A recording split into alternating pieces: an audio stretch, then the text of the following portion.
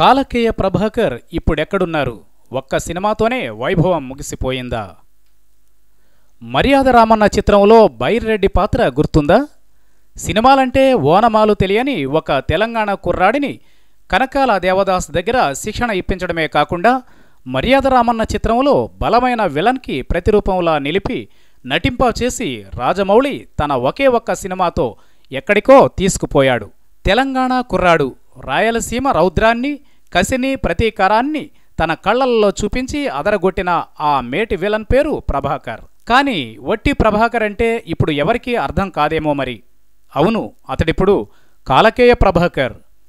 భారతీయ వెండితెర అద్భుతం బాహుబలి సినిమాలో నల్లరాతి కొండలాంటి దృఢమైన శరీరం, చింతనిప్పుల్లాంటి కళ్ళు, ఈ భయానక ఆహార్యానికి తోడు భయంకరమైన కంఠంతో వెన్నులో చలిపుట్టించాడు కాలకేయుడు. ప్రభాకర్ అనే పేరు పెద్దగా తెలియకపోవచ్చు గాని కాలకేయుడు అనే పేరు దేశవ్యాప్తంగా ఎంతోమంది ప్రేక్షకులకు తెలుసు. బాహుబలిలో బాహుబలి, బల్లాల దేవలు ఎలా గుర్తుండిపోతారో కాలకేయుడు కూడా అలాగే గుర్తుండిపోతాడు. అతడు మాట్లాడిన కిలికి భాష కూడా అలాగే గుర్తుండిపోతుంది. మహబూబ్నగర్ జిల్లా హస్నాబాద్కు చెందిన ప్రభాకర్ కాలకేయగా చూడాలంటే కూడా భయపడేంత భీకర నటనను ప్రదర్శించాడు. కానీ చిత్రసీమలో అతనంత సిగ్గరి మరొకరు లేరంటే అతిశయోక్తి కాదు.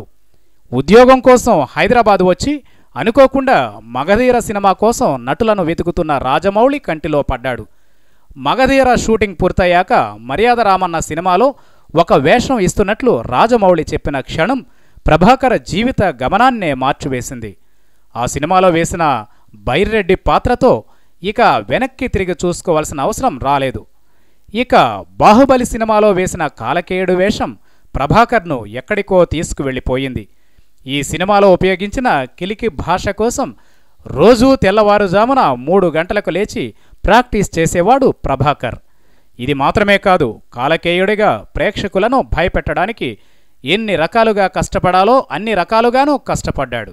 ఆ కృషి వృధా పోలేదు అని కాలకేయుడి పాత్రకు వచ్చిన స్పందన చెప్పకనే చెప్పింది. కాలకేయుడి పాత్రలో నటించి యావత్ భారతాన్ని, ప్రపంచ చలనచిత్ర పరిశ్రమను కూడా మెప్పించిన ప్రభాకర్ బాహుబలి 2 సినిమా ప్రమోషన్లో ఎక్కడా కనిపించకపోవడం గమనార్హం. మళ్లీ రాజమౌళి పూనుకుని బలమైన పాత్రను ఇస్తే తప్ప ప్రభాకర్కు మద్దతునిచ్చేవారు తెలుగు చిత్ర పరిశ్రమలో లేకపోవడం విషాదం.